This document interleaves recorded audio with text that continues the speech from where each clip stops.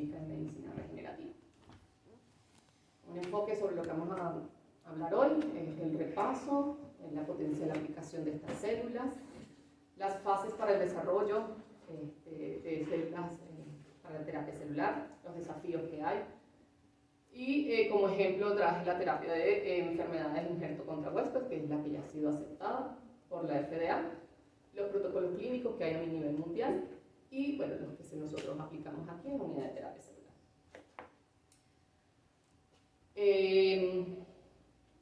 Ok, ¿quién me ayuda a descifrar cuál es la funcionalidad de los mesenquimales? ¿Cuál es la caracterización? A ver, ¿qué es lo que debe tener las mesenquimales? Después que te fuiste, dijo, no, yo quería que ella salga. Ellas no tenían marcadores característicos. Ellas tenían marcadores característicos, es decir, que eran positivos para 105. Ahí están. Es simplemente explicar la imagen. CD105, CD73 y CD90. ¿Sí? Y debían ser negativos para marcadores de linaje hematopoyético. ¿Sí? Y uno de los más importantes era HLA-DR. ¿Por qué? Para que no causara el rechazo del sistema inmunitario. Más que para que no causara, es que si expresan no son. No son mesenquimales, porque ya no expresa el aparecen. Células HDL. dendríticas, ¿no? Ese es el marcador de células dendríticas. Las células presentadoras de antígenos son las que expresan HLA-DR, que es el complejo mayor de histocompatibilidad clase 2. Otra de las características de mesenquimales es su autorrenovación. Pero que está limitada porque dijimos Es que una célula exactamente. No es célula madre. Bueno, considerada como célula madre. No es considerada célula madre. Ok. Su capacidad de autorrenovación, los factores secretores, su potencialidad para la proliferación celular, la remodelación de la matriz, evitar la fibrosis. Población baja. Ellos son una población muy baja, su potencial de diferenciación hacia los diferentes linajes, tanto de adipocitos, osteocitos, condrocitos, fibroblastos. La modulación de la respuesta inmunitaria, ¿quién la recuerda? ¿Qué hacían con los linfocitos T, por ejemplo? Disminuía la proliferación de células dendríticas, de linfocitos, de todo lo que pueda. Limitar la presentación antigénica de la célula y la diferenciación en el caso de los macrófagos 1 a M2. la diferenciación De las dendríticas. de las células dendríticas. El cambio de M1 a M2, en el cambio, exacto, favorecía el cambio del M1 a M2 a las células, a los macrófagos. Y las células B y las células T limitaba su activación y lo que inducía la diferenciación hacia células T y B reguladoras. ¿Okay? Eso en línea general. Y también favorecía la angiogénesis. ¿Sí?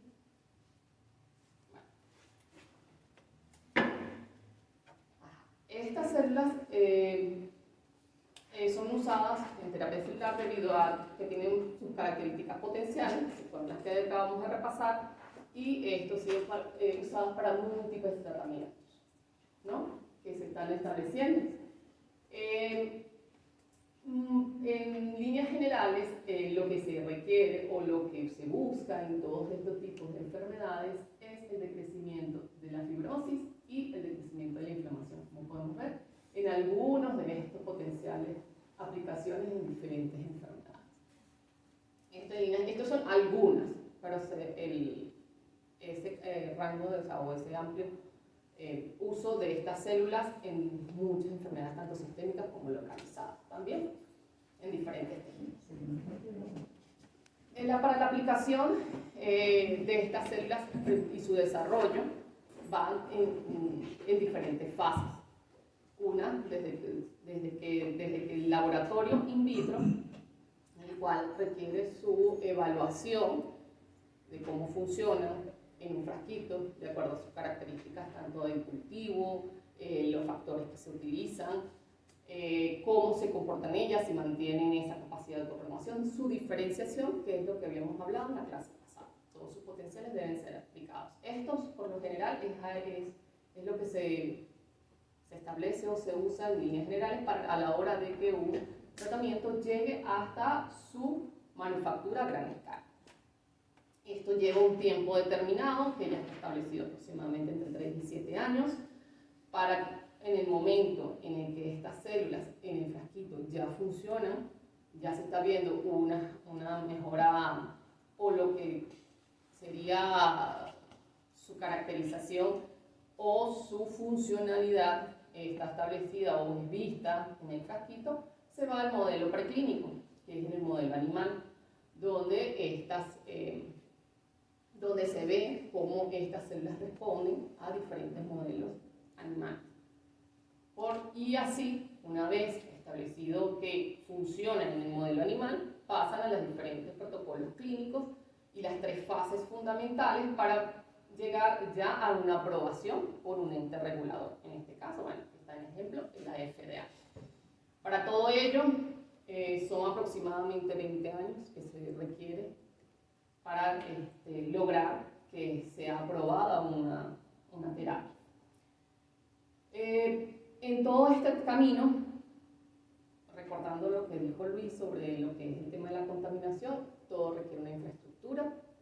Desde el momento en que se trabaja en el laboratorio, en el desarrollo básico de las células, se necesita una infraestructura con unas condiciones de esterilidad, evitando eso, y a medida que esto va aumentando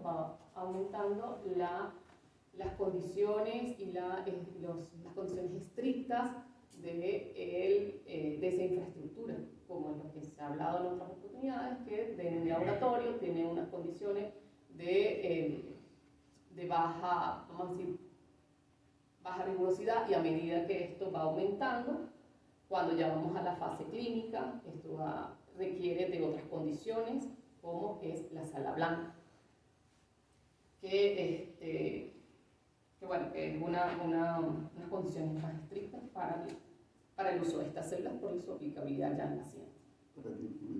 Bien, eso, como dice Kareli, son 16 a 20 años. Actualmente, con todo el conocimiento que se tiene de cada célula, esto se ha acelerado mucho. Y con la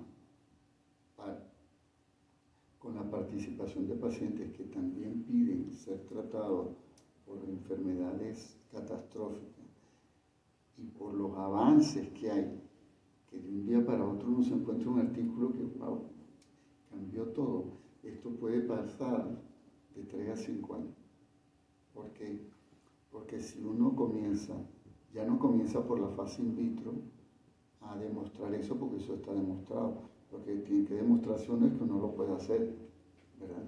Pero si uno lo sabe hacer, allá hay 2 meses, 3 meses.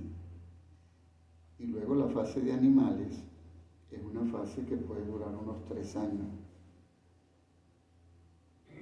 Y estando en países donde se pueden contar con todo tipo de ratones, uno podría mover la fase de animales a eso, 2, 3 años, y lanzarse un fase 1. Y entonces la FDA, que para mí es la más estricta que hay, la FDA aprueba por vía rápida el protocolo. Si hay una publicación, si hay evidencia, entonces en enfermedades que uno llama catastróficas, lo puede aprobar de inmediato. Y entonces le permiten a uno en Estados Unidos, si dependiendo del tipo de enfermedad te pueden permitir, haga solo 7 pacientes, haga solo 10 pacientes, ¿no? Entonces todo eso se ha acelerado, pero eso era lo que tardaba. Pero hoy la presión es muy, muy grande, y también no hay que caer en que viendo esto uno dice, yo compro las células en Chile y las inyecto. No, ni un solo día, pues sí, ahí se fue. Pero eso es importante tenerlo en cuenta. Nosotros en nuestro caso, nosotros manejamos solo un tipo de ratón. Si tuviéramos sobre todo ratones inmunodeficientes, haríamos otra cosa. Pero nosotros podemos estar tardándonos entre 4 a 8 años. Sí. Sí, depende en qué momento nosotros comenzamos el protocolo. Ok, las dificultades para esa aprobación comercial de estas terapias es a menudo es lo que se le atribuye, es por la falta de establecer como no solamente una línea de producción, donde haya un protocolo estandarizado, y eso desde el punto en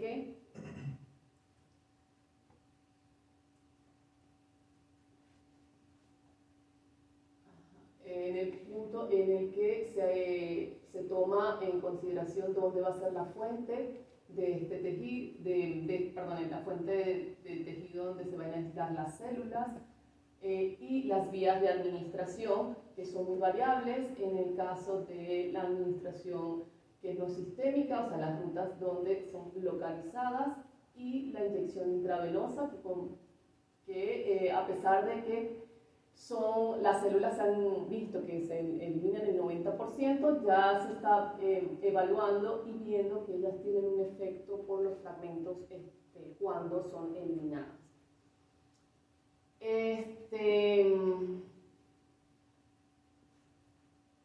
Ahora bien, en cuanto a los desafíos, por eso que persisten durante el tiempo, por lo que les comenté, de ese protocolo estandarizado que no es preciso para todas las enfermedades, en todas las condiciones. Eso es muy variable desde los materiales que se utilizan, no solamente por la fuente biológica, y eso causa una heterogeneidad. Recuerdan en la clase pasada cuando hablamos sobre la heterogeneidad, la que es modificable y la no modificable. Entonces, para ello, establecer estos desafíos, vamos primero con el desafío de las vías de administración, si es la recomendable, si es la intravenosa o si es una localizada. Eso va a depender mucho de la enfermedad en la cual se va a tratar, si esa enfermedad sistémica, si esa enfermedad es solamente de un solo órgano. También la dosis óptima, se ha visto que en muchos casos utilizan rangos. Por ejemplo, en el caso de que utilizan células de acuerdo al número de células por kilogramo de peso de la persona. Eso es un rango muy variable en muchos tratamientos que se aplican, así como también utilizan otro rango, por ejemplo, el de que son independientes del peso, o sea, tanto de un caso como el otro, los rangos son muy variables y eso todavía no ha llegado a ser un consenso. Otro de los desafíos es la frecuencia. ¿Cuántas dosis debe llevar el paciente? Si puede ser con una sea suficiente, si tienen que ser múltiples. Todo esto ha restringido y esto también ha restringido ver cuál es la factibilidad de poder utilizarlas como un tratamiento. También el perfil de seguridad en este caso es favorable, por lo que ya hemos hablado de que su característica inmunosupresora ha visto que es de forma segura, y también que ya se ha demostrado que la capacidad de formar tumor es muy baja. Además, la capacidad de las mesenquimales. Esto tiene que ver mucho con la expansión de ellas in vitro, cómo va a ser su viabilidad, las condiciones de ese cultivo, que este es sobre los factores modificables que se podían tener. En este caso era preciso, tanto la expansión in vitro como la criopreservación. Estas dos condiciones son importantes a la hora de la calidad de las células, debido a que pueden tener baja viabilidad, pueden haber cambios a la hora de congelar o descongelar esas células, pueden verse afectadas. Por eso es importante su caracterización en cada uno de estos pasos. Y esto debe ser caracterizado, como ya les comenté, ver su expresión en la superficie de las células, su potencialidad de diferenciación en cada uno de esos procedimientos que se vayan a hacer.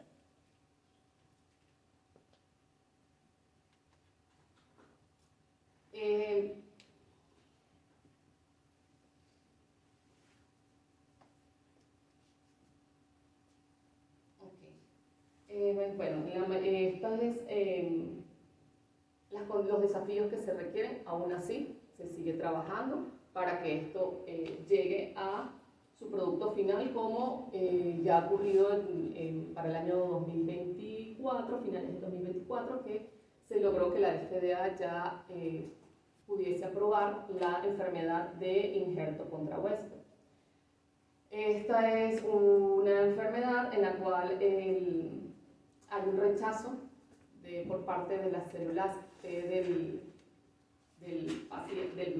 donante hacia diferentes órganos intestinos del individuo receptor. Ya se ha demostrado que las células estromales mesenquimales aplicadas en estos pacientes pueden modificar la respuesta de los macrófagos hacia el tipo M2, así disminuye y secretando la IL-10, así como la arginina, y inducir la respuesta de las T reguladoras.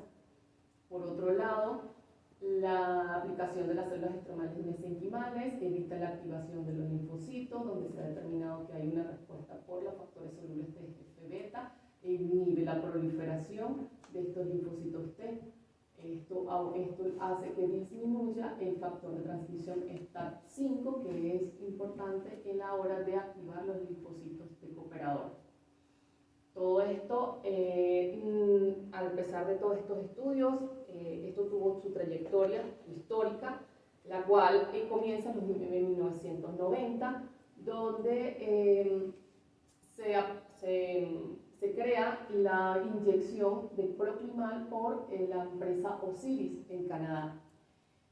Esta trayectoria no duró aproximadamente 30 años para poder ser aprobada, y en el transcurso de este tiempo, hasta el año 2012, que fue el primer ensayo clínico en fase 3 que fracasó.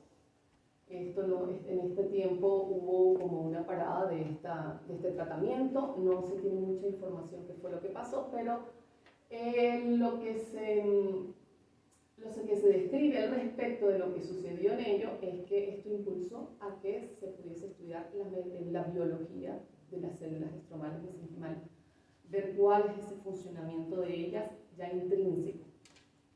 Luego, en el 2012, se hace fue aprobada condicionalmente para niños de 2 años en unas condiciones en fase 2 y fase 4 de la enfermedad de injerto contra huésped, y esto fue solamente para en el país de Canadá. Posteriormente, ya en Reino Unido y en la Unión Europea ya la prueban como una terapia de tercera línea, siempre manteniendo como las condiciones y restricciones en vista de lo que la historia le había dado, que había sí tenido un fracaso. Posteriormente, en este momento, luego que se aprueba como la línea, como la tercera línea de terapia, la empresa Mesoblast compra Proclimal, y esto fue para poder ampliar el rango de la terapia, no solamente verse limitada como una tercera línea, sino como ampliar este estudio y así poder llegar a cumplir con todos los requerimientos y ser aprobada ya para el año 2024 por la FDA. Esto por eso es que es un trabajo que no solamente todo es bonito, siempre tiene como sus altos y bajos para poder llegar, pero nunca parar cuando se quiere o cuando se necesita o se requiere las condiciones necesarias para llegar a su aplicación como tratamiento.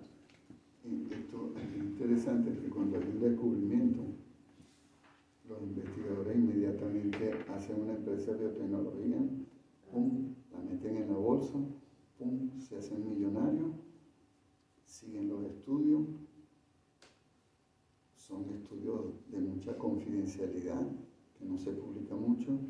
De repente la empresa se declara en quiebra o para el proyecto.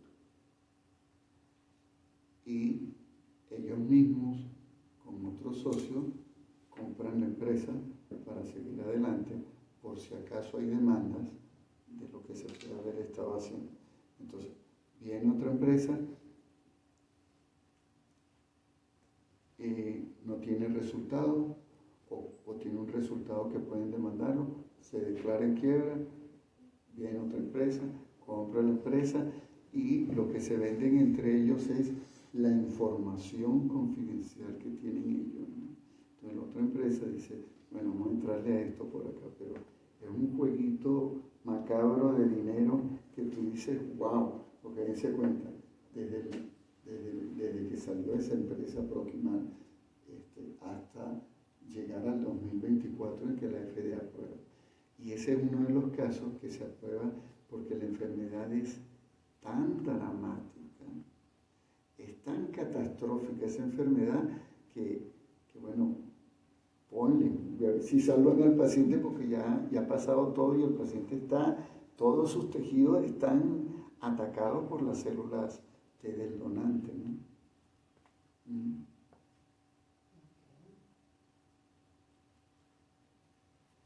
Ahora, actualmente ya se han aprobado más de 1000 ensayos clínicos para múltiples enfermedades y esto es solamente lo que están registrados por el NIH. Estos 1491 protocolos clínicos están aprobados en diferentes continentes, siendo Asia el que tiene mayor protocolos clínicos registrados en el NIH. Esto basados en una búsqueda con 3 nombres: células estromales mesenquimales, células madres mesenquimales y por la abreviatura MSC. ¿Tú hiciste la búsqueda o es del artículo? ¿Tú hiciste la búsqueda? No, esto fue una búsqueda que se hizo al final de octubre. ¿Eso sale de un artículo No. o tú hiciste la búsqueda? No, en el laboratorio hicieron la búsqueda. ¿Ah? En el laboratorio hicieron la búsqueda. Ok, o sea, nosotros... El grupo se hizo una búsqueda, de hecho fue Dilana la que hizo la búsqueda. ¿Dónde está Dilana? ¿Y Dilana dónde está? No la coloqué. Habría que haberla puesto Sí, ya después la puesto, sí. Sí, claro. Esa fue la búsqueda que hice yo a finales del año pasado para el Congreso. Sí. En la distribución de todos estos protocolos en las diferentes enfermedades ha sido desde la mayoría. Mi hermana, venda el Ferrari. Usted tiene como venezolana que decir que en Sudamérica, de acuerdo a eso, hay un 3.5% donde Venezuela está presente dentro de eso. ¿Sí? Porque si uno pone Suramérica, jamás piensa en Venezuela si está afuera. Brasil, Argentina y México. Y quizás Chile. Por eso, oye, uno tiene que realzar lo que se está haciendo. No puede uno pasar esto por delante, porque inclusive uno presenta en un congreso y la gente, Brasil, Argentina y México. ¿Sí? Y Brasil, si mal no recuerdo, tiene como 26 protocolos, pero cuando uno busca, no hacen la cantidad de protocolos que está aquí. Por eso nosotros tenemos un decir, vende el Ferrari. O sea, no le pases por encima tus resultados así como que, no, vende el Ferrari. ¿Sí?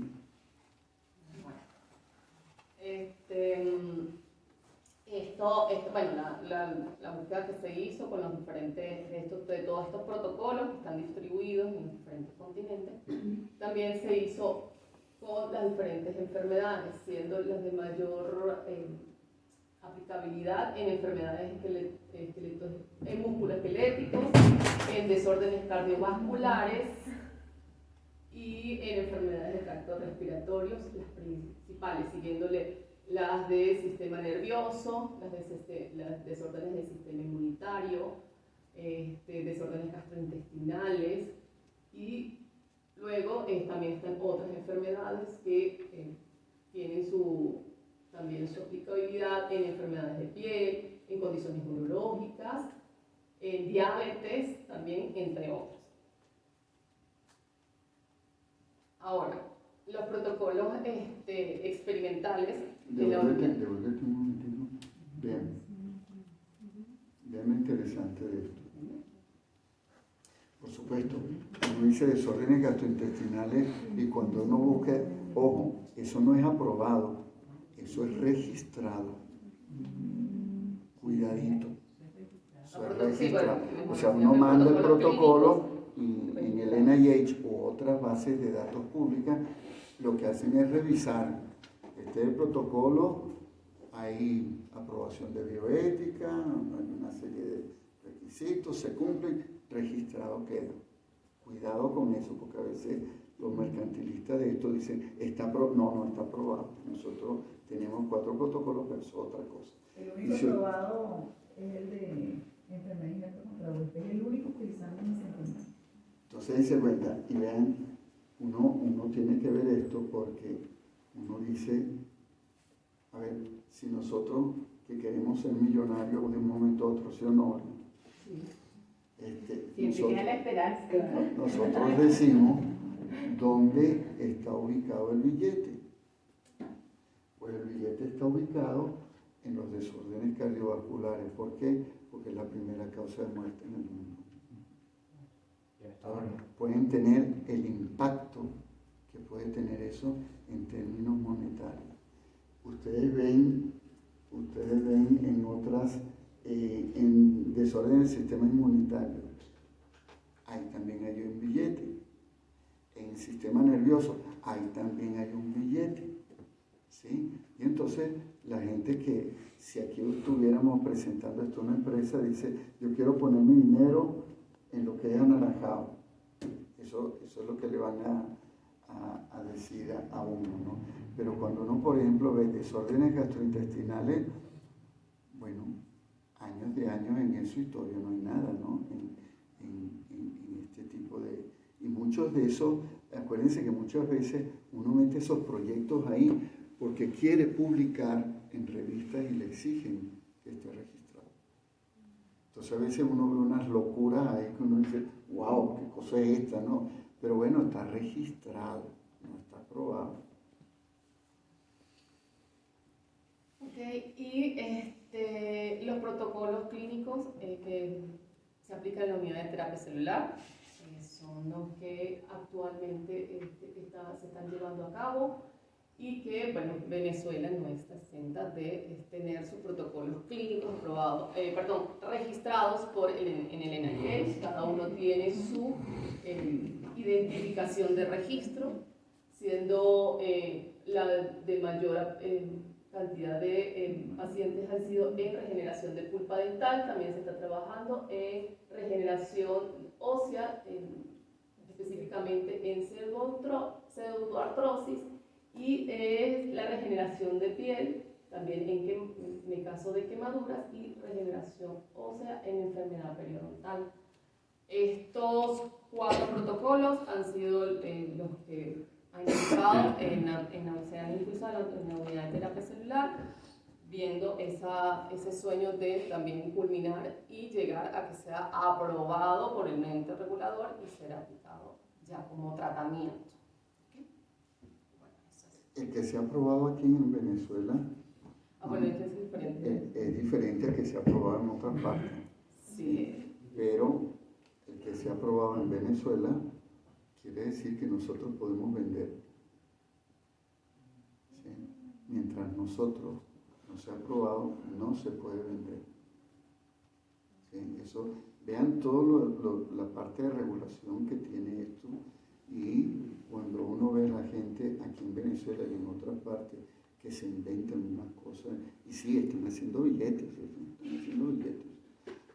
pero uno dice, bueno, vale, nosotros estamos desde otro punto de vista, nosotros no estamos aquí para pasarle por encima a la salud de los pacientes. O sea, tú tienes que hacer las cosas como se manda la investigación en seres humanos. Eso es ética. Que la gente no la tenga y se haga millonario, bueno, yo prefiero tener ética y no tener dinero a tener dinero y que me vean como un ladrón. ¿Sí? Eso es, hace poco yo les comenté que estaba en el webinar de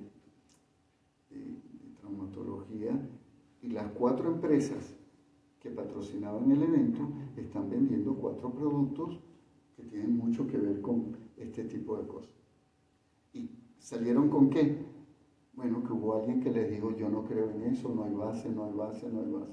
Entonces que las empresas, los que estarán ahí dicen, oye, pero este tipo está diciendo que lo que tú pusiste ahí un videito de 20 segundos no sirve. Y tú también, y tú también, y tú. Bueno, hazte billete a esa costa.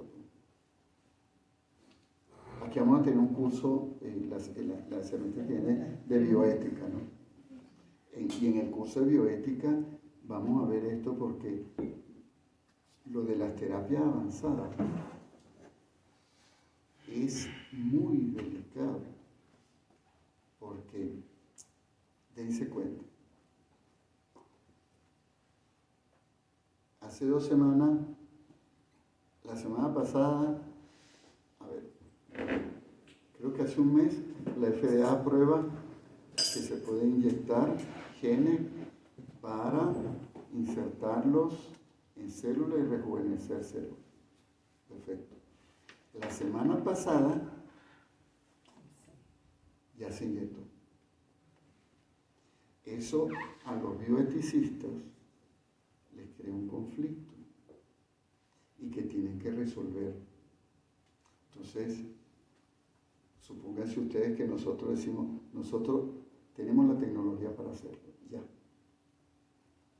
Y se lo presentamos a un comité de bioética.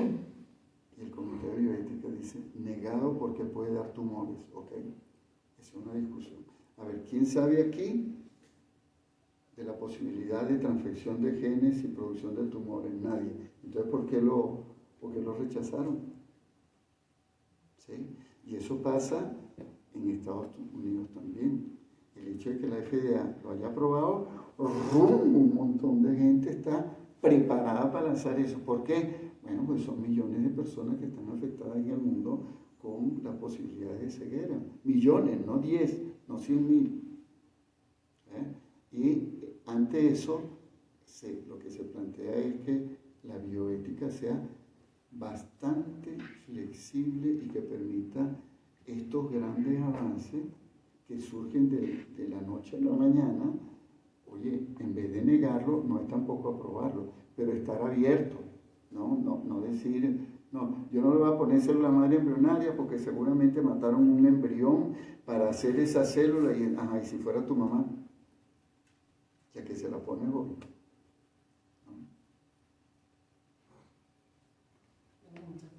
Gracias. ¿Alguna pregunta? ¿Alguna duda? Regularmente estos comités de bioética no incluyen un panel de biólogos, expertos, números, no. Si no vio